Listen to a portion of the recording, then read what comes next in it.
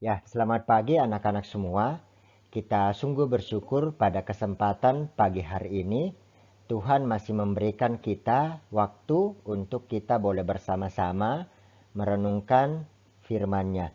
Tapi sebelum kita merenungkan firman Tuhan, kita berdoa terlebih dahulu. Mari kita berdoa. Tuhan Allah Bapa kami dalam kerajaan surga, kami sungguh bersyukur untuk hari ini ya Tuhan, bersyukur untuk pimpinan penyertaan Tuhan dalam hidup kami, untuk setiap kebaikan-kebaikan Tuhan. Kami sungguh bersyukur untuk waktu ke depan, kami boleh bersama-sama membaca dan merenungkan firman Tuhan. Biarlah kiranya Tuhan boleh menolong kami, supaya kami boleh sungguh-sungguh mengerti firman-Mu.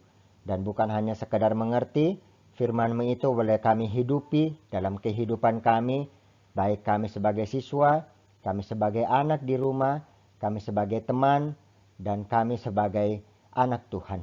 Tuhan tolong kami. Dalam nama Tuhan Yesus kami berdoa. Amin. Nah, hari ini kita masih akan melanjutkan bahan devosi yang sudah disampaikan oleh Bu Rosita sebelumnya, yaitu tentang pembenaran. Kita akan bicara lebih jauh lagi tentang bagaimana pembenaran itu menurut iman Kristen. Kita akan membaca Alkitab, ada dua bagian Alkitab yang akan kita baca. Yang pertama dari 2 Korintus 5 ayat 21, kemudian yang kedua dari Roma pasal 3 ayat 27 sampai 28. Silakan kamu buka Alkitabmu, dua bagian itu, 2 Korintus 5 ayat 21, kemudian Roma 3 ayat 27 sampai 28. Kalau kamu sudah ketemu, Bapak akan membacakannya buat kamu semua. Silakan kamu boleh mengikuti di Alkitabmu masing-masing. 2 Korintus pasal 5 ayat 21.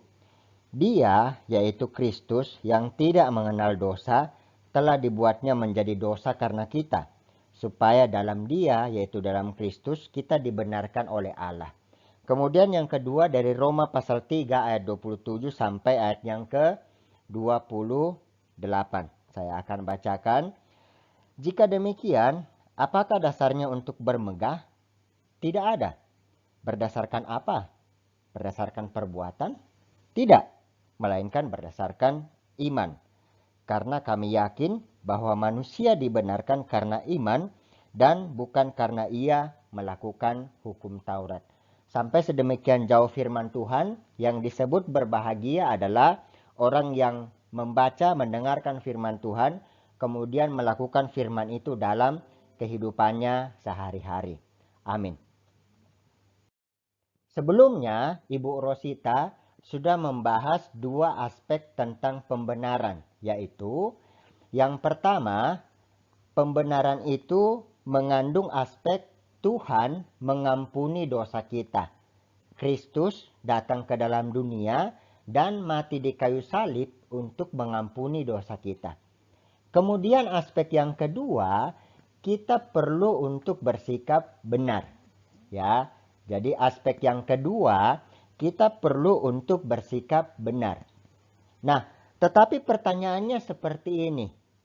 Bagaimana kita bisa dibenarkan oleh Tuhan, sementara kita juga masih hidup tidak melakukan kehendak Tuhan?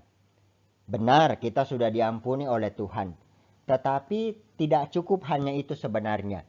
Kita juga perlu hidup dengan benar di hadapan Tuhan. Nah, itu yang menjadi masalahnya sekarang. Kenapa? Karena kita juga hidup tidak sempurna. Kadang-kadang apa? Kadang-kadang kita mau melakukan yang baik, tetapi yang terjadi apa? Yang terjadi kita tidak sanggup menahan godaan itu, godaan hati kah? Godaan teman kah? Sehingga akhirnya apa? Kita juga akhirnya melakukan apa yang Tuhan larang, Tuhan tidak kehendaki. Jadi pertanyaannya adalah, bagaimana kita bisa dibenarkan sementara kita juga hidup tidak selalu bisa berbuat benar? Sementara kita tahu juga bahwa standarnya Tuhan itu adalah standar yang sempurna. Artinya apa? Ya kalau satu saja kesalahan, berarti ya pasti merusak standar yang sempurna itu. Nah, kita coba perhatikan ilustrasi ini. Ya, jadi misalkan ini kamu, ya, kamu misalkan, atau seorang Allah, ya. Nah, dia sangat membutuhkan sesuatu, ada sesuatu barang yang sangat penting yang harus dia beli, tetapi masalahnya begini, dia bukan hanya tidak punya uang, tetapi dia juga terlilit utang yang sangat besar. Jadi dia pengen beli sesuatu yang sangat penting si A ini, kemudian dia bukan hanya tidak punya uang, tetapi dia juga terlilit utang yang sangat besar. Dan sudah jatuh tempo sebenarnya utangnya ini. Nah, di dalam kondisi yang sangat terjepit seperti ini, kemudian datanglah si B membantunya. Apa yang dilakukan si B ini? Si B membantu melunaskan semua utang dari si A tadi. Jadi si B membantu melunaskan semua utang si A tadi, sehingga beban utang yang menghimpitnya sekarang sudah lepas. Nah, tetapi ada pertanyaan yang kedua. Ada masalah yang kedua, masalah di awal tadi. Si A ini masih punya kebutuhan yang sangat mendesak yang harus dia beli. Utangnya sudah dibayar, betul. Tetapi dia masih tetap tidak punya uang untuk membeli kebutuhan tersebut. Nah, kemudian apa yang dilakukan oleh si B? Nah, sekarang si B mengambil buku tabungan, pergi ke bank, kemudian menambahkan nama si A di buku tabungan si B yang menunjukkan bahwa si A boleh mempergunakan dengan sebebasnya uang yang dimiliki oleh si B tersebut. Anggap aja ini si B orang yang sangat kaya ya.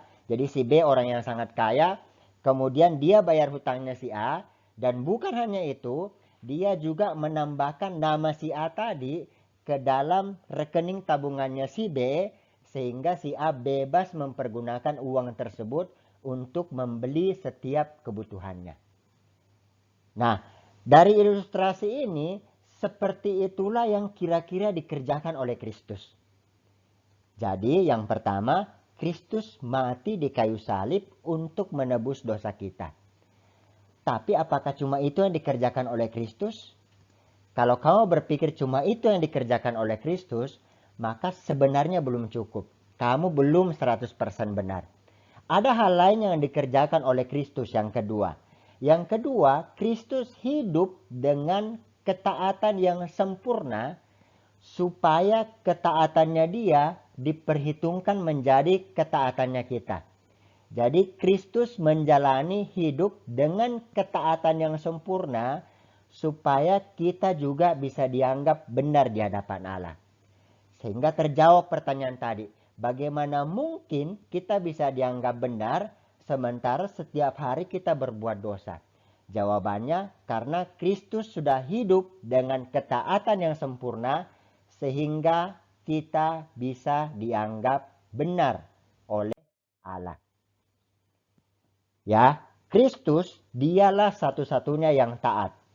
Tetapi semua kebenarannya diperhitungkan kepada kita. Itu yang kita baca tadi di dalam 2 Korintus pasal 5 ayat 21. Dia yang tidak mengenal dosa telah dibuatnya menjadi dosa karena kita. Jadi dia satu-satunya yang taat supaya semua kebenarannya itu diperhitungkan seolah-olah kitalah yang melakukannya. Dan karena itu kita dianggap benar oleh Tuhan. Kemudian, nah ini yang berikut. Kita menerima pembenaran yang telah Allah berikan itu hanya dengan iman. Artinya apa? Kita bisa dianggap benar ketika kita beriman, ketika kita percaya sama Kristus. Jadi ketika kita beriman, kita percaya sama Kristus, maka kita bisa menerima pembenaran itu yang sudah dikerjakan oleh Kristus. Implikasinya apa? Tidak ada seorang pun yang boleh memegahkan diri. Tidak ada seorang pun yang boleh menyombongkan diri. Saya lebih baik daripada si dia. Saya lebih benar daripada si dia. Tidak ada seorang pun yang boleh menyombongkan diri. Kenapa? Karena segala sesuatu itu dikerjakan oleh Kristus. Itu dikerjakan oleh Tuhan sendiri. Nah, kalau begitu Enak dong, ya kan? Enak dong, saya tidak perlu kerjakan apa-apa, toh Tuhan sudah menganggap saya benar, toh Tuhan sudah menebus saya. Nah, pola pikirnya bukan seperti itu. Logika berpikirnya bukan seperti itu. Kita lihat lagi ilustrasi yang tadi ya. Misalkan si A yang ditolong ini tiba-tiba dimintai sesuatu oleh si B. Misalkan si B ini mau merayakan ulang tahun anaknya. Kemudian si B bilang ke A, kamu ke rumah dong untuk bantu-bantu kerja di rumah. Ya. Kemudian jawaban si A begini, saya nggak mau capek gitu bekerja bersih-bersih rumah. Capek gitu kerja, masa sayang kau suruh kerja. Itu jawaban si A ketika si B meminta tolong si A melakukan sesuatu. Ya. Nah, saya yakin kalian semua, kita semua setuju bahwa si A ini kurang ajar. Betul ya? Dia orang yang tidak tahu berterima kasih. Kalau si B meminta dia melakukan sesuatu dan dia tidak melakukan sesuatu tersebut dengan apa yang si B sudah kerjakan, ya, dia orang yang tidak tahu berterima kasih. Saya yakin kita semua setuju dengan itu. Si A ini kurang ajar. Si A ini orang yang betul-betul sudah dibantu, tetapi kenapa begitu? Ya. Jadi kira-kira begitulah relasi kita dengan Tuhan. Ya. Nah, setiap tindakan ketaatan kita, setiap hal yang kita lakukan yang baik, yang benar, bukan lagi supaya kita dianggap benar oleh Tuhan. Tetapi motivasinya satu, karena kasih. Karena kita tahu dengan pasti bahwa Tuhan begitu mengasihi kita, sehingga sebagai respon kita tersebut, kita mau mengasihi Tuhan dengan cara apa? Dengan cara melakukan apa yang Tuhan kehendaki. Ya, ini satu lirik lagu yang sudah lama sebenarnya. Ini lagu dinyanyikan oleh Dewa. Ya, liriknya, ini penggalan liriknya, dia katakan begini. Jika surga dan neraka tak pernah ada, masihkah kau bersujud kepadanya? Kalau tidak ada surga dan neraka itu, kita masih mau menyembah Tuhan gak? Ya, kita mau taat sama Tuhan gak? Dan saya pikir motivasi karena hukuman, ya, itu adalah motivasi ketaatan yang paling rendah. Tidak ada seorang pun yang bisa bertahan dalam ketaatannya karena dimotivasi oleh hukuman. Ya, untuk kamu yang sering coba-coba langgar peraturan, saya yakin kamu tahu dengan pasti ini. Coba tidak ada SP. Ya, yang sederhana saja. Coba nilaimu tetap bagus. Kau masih mau taat nggak kumpulkan tugas? Coba tidak ada hukuman di sekolah atau tidak ada hukuman di rumah. Kau masih mau taat nggak? Ya, dan ini motivasi yang paling rendah sebenarnya. Ini motivasi yang paling rendah ketika seseorang mau taat, motivasi karena hukuman. Ya, dan kita dan kalian semua, Bapak harap semakin hari semakin bertumbuh. Tidak terus-menerus hidup dalam motivasi karena dihukum. Tidak terus-menerus hidup mau taat, mau dengar-dengaran karena takut hukuman. Harus semakin bertumbuh. Harus mulai sedikit demi sedikit bergeser, berpindah dari motivasi karena dihukum menjadi motivasi karena kasih dan ucapan syukur. Ya, saya pikir lirik lagu dari Dewa ini menegur kita semua. Kalau surga dan neraka itu tidak pernah ada, kita masih mau taat gak sama dia? Kita masih mau menyembah Tuhan gak? Kalau misalkan tidak ada ancaman, dalam tanda kutip, ancaman hukuman masuk neraka, kira-kira masih mau taat nggak? Ya. Amin firman Tuhan. Untuk pertanyaan refleksi kita pada hari ini ada dua, ya. Yang pertama, dalam kehidupan kamu sehari-hari, apa yang memotivasi kamu untuk taat? Takut dihukumkah? Atau karena kasih dan ucapan syukurkah? Karena tidak ada hal yang saya lakukan untuk membuat saya dibenarkan oleh Tuhan, sehingga saya mau belajar taat. Karena saya mau mengucap syukur, karena saya mau mengasihi Tuhan. Kemudian yang kedua, sejauh mana pemahaman kamu tentang pembenaran akan menolong kamu sebagai siswa untuk memperbaiki diri kamu ke depan? Apa yang mau kamu ubah? Apa hal-hal yang tidak sesuai dengan kehendak Tuhan, yang kamu mau pelan-pelan untuk komit diri kamu. Iya, saya mau berubah. Besok dan lusa, besok dan hari Senin, kamu akan sama-sama belajar tentang adopsi. Tentang bagaimana Tuhan mengangkat kamu, mengangkat Bapak, kita semua sebagai anak. Dengan begitu banyak kebaikan Tuhan yang Tuhan berikan kepada kita, masih maukah kita hidup seperti ini? Terus menerus tidak taat sama kehendak Tuhan. Kiranya renungan ini juga boleh menolong kamu, boleh semakin menguatkan kamu, kalau itu menguatkan, boleh semakin menyadarkan kamu, kalau itu menyadarkan, dan boleh semakin memperbaiki motivasi kamu untuk hidup taat di hadapan Tuhan. Mari kita berdoa.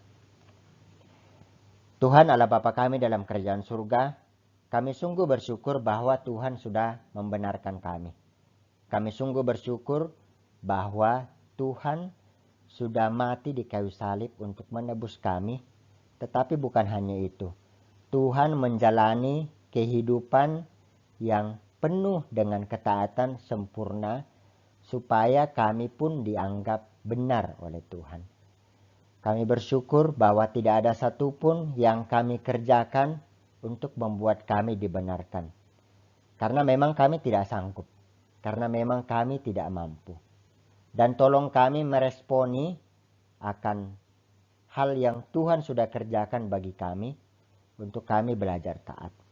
Untuk motivasi kami boleh kami ubah. Dulu mungkin karena hukuman. Dulu mungkin karena takut. Tetapi sekarang kami mau belajar. Sekarang kami mau belajar karena kasih. Karena kasih kepadamu. Karena ucapan syukur. Akan begitu banyak berkat, akan begitu banyak hal yang Tuhan sudah kerjakan bagi kami. Pimpin kami dalam kegiatan kami hari ini, dalam nama Tuhan Yesus, amin. Amin firman Tuhan, kiranya ini juga boleh menolong kamu untuk menjalani kehidupan ke depan. Tuhan Yesus memberkati kalian semua.